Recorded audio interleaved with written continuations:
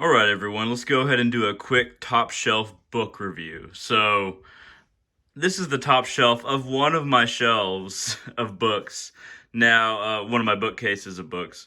I have, a few dozen shelves of books, but, the interesting thing about this shelf is that I always try to put things here that I am intending to read and that I value very much.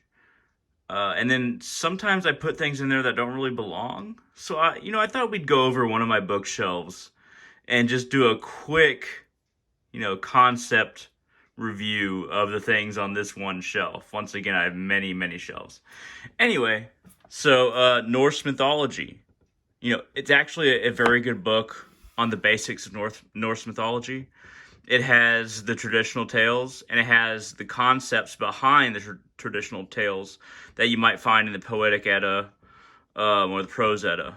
You'll find the basic concepts in Norse mythology, and you'll find an understanding of how the Norse think, at least in the Hero and Norse sagas. And once again, that's by Lindau, and the publishers by Oxford.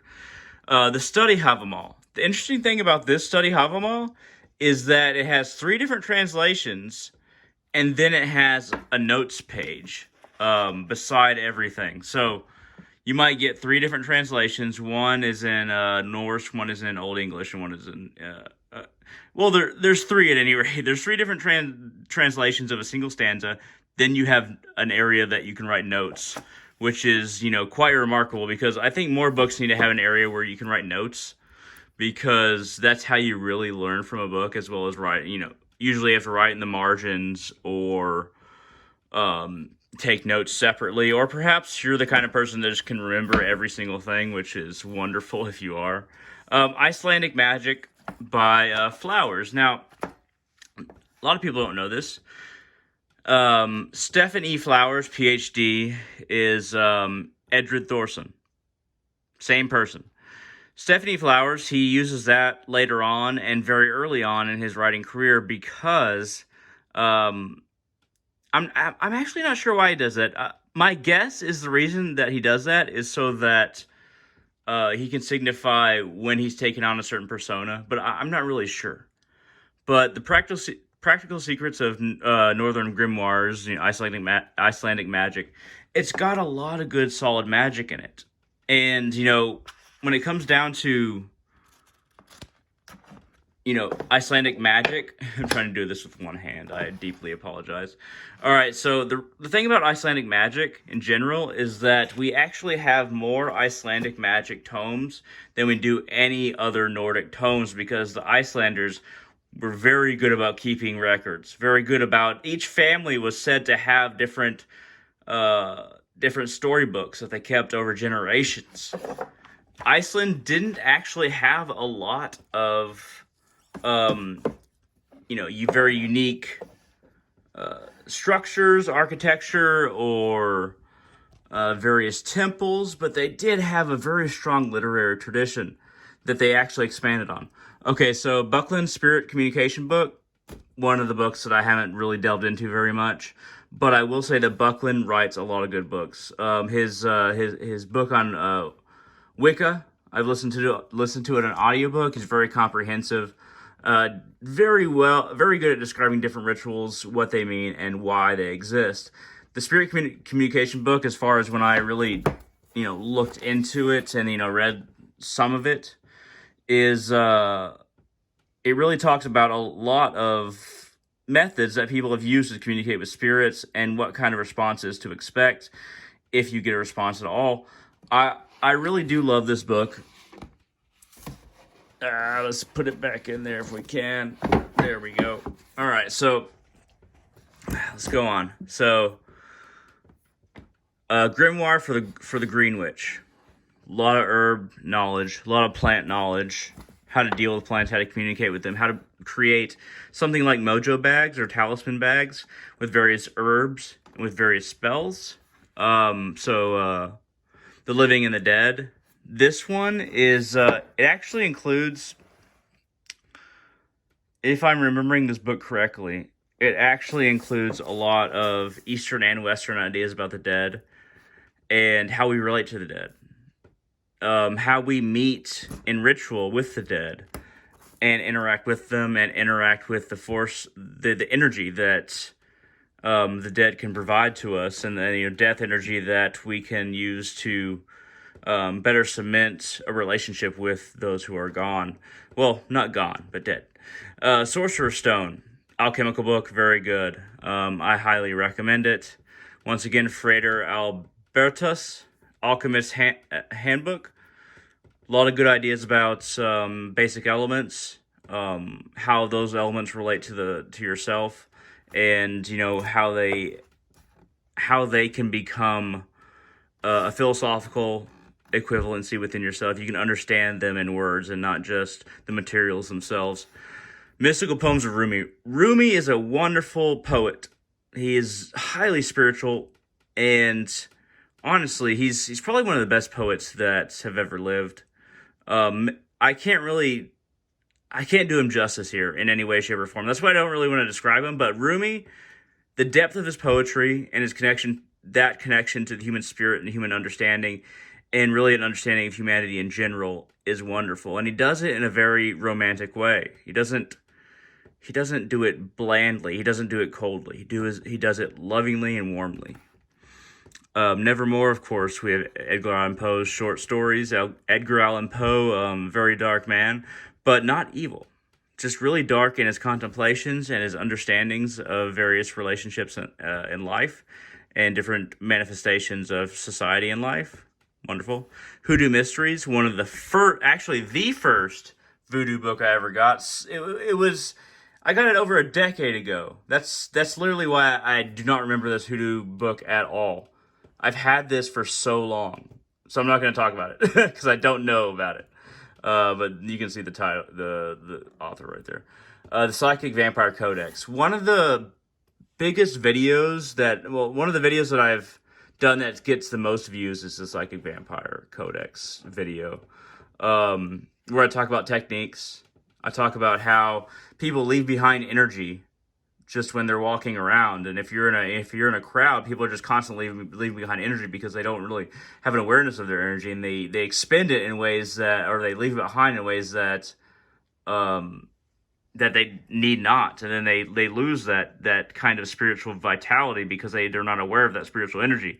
And in this book, it teaches you how to gather that. It teaches you actually how to pull it from people. It teaches you how to actually, the interesting thing about the Psychic Vampire Codex by Michelle Bellinger is that she is part of a group that is actually positive psychic vampires. They actually take energy from people's bodies with their consent in order to clear up blockages along the spine and allow their natural energy to flow. So they're actually taking some energy, but they're clearing a blockage as a result. It's like when you clear a dam, but use the materials that the dam, was blocked by. Oh man, we're getting... I don't know if I'll be able to cover all these. Shreyas Sapanadad. A.C. Bhaktivedanta Swami Prabhupada. Very, very, very good concepts about Godhead, the different pieces of Godhead.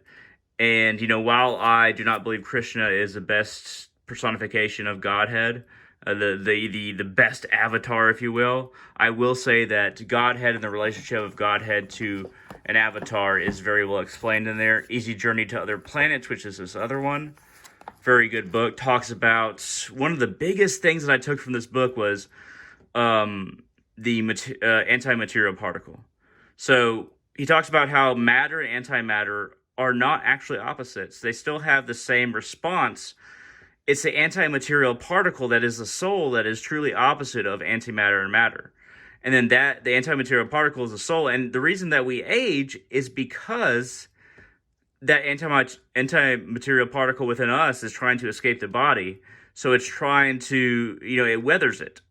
And eventually it escapes, and then it might go into another body or might go into a realm for a while, a heaven or a hell kind of thing. And it might return to another body here on Earth or another world with life again, but it's just trying to work its way back to the source. The way that this book describes that is very comprehensive and very wonderful. And once I read it, once I started to think about it, I immediately felt that it was true. The Damon, So these are the last 2 books I'll talk about. The Damon is a book about the inner spirit that we talk to, that the inner spirit that we try to resolve our issues with. And one of the biggest things that I got from this book was the idea of eternity, even with atheist death. So like even if you're an atheist, the way he talks about consciousness and it kind of devolving like a radon. It's not a radon. It's a God, what is it called? Radiation dematerialization. It goes down, and it starts going down in bits, and then it starts to get less and less and less. So basically, a radiation particle. I'm trying to describe this in ways that I'm trying to tell you what he was talking about without actually remembering the exact words. But so it'll slowly start to decay, a radiation particle. But then as it starts to decay, it gets slower and slower to decay. He proposes that consciousness is like that as well. And that when you're dying, consciousness and the decay of it, the process of dying within your own mind, can feel like infinity, can feel so long that it feels like there is an afterlife within your own head. So you better make sure that you are comfortable with your own head. Anyway, last book, Forest of Thieves and the Magic Garden. An anthology of medieval Jain stories, Jain. Jainism is a religion that's very hard to understand. It's where we get the idea of ahimsa in the East, or nonviolence. Modern day Jains monks will carry a broom, and they'll only walk on pavement, and they'll sweep away as they walk on the road or on any pavement, so that they don't step on or harm any, very small organisms. And they'll actually wear masks so that when they breathe in, they don't harm any microorganisms. They didn't always do the microorganism thing, but they basically do not want to produce karma and keep themselves here. They want to reach a level of omniscience, not omnipotence, but omniscience. And the only way to do that for them is to, reach a higher stage of existence. The only way for them to do that is to, in their understanding, is to stop producing karma. And to stop producing karma, they have to stop killing things. And they also have to stop desiring. They have to stop wanting.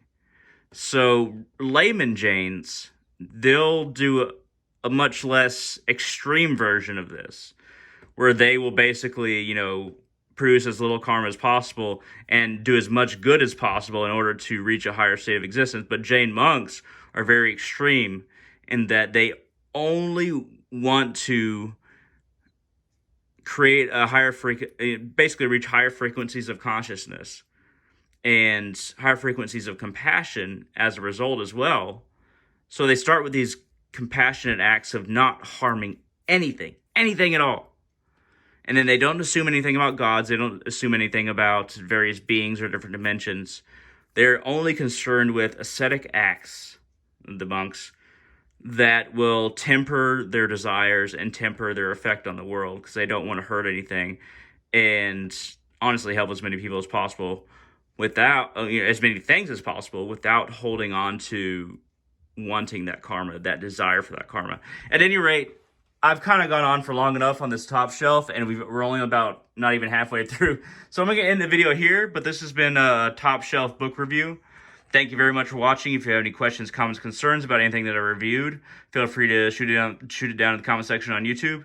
And thank you very much for watching, but also consider some of these titles, consider some of these authors. They could help you in various ways that you might not imagine they can help you in.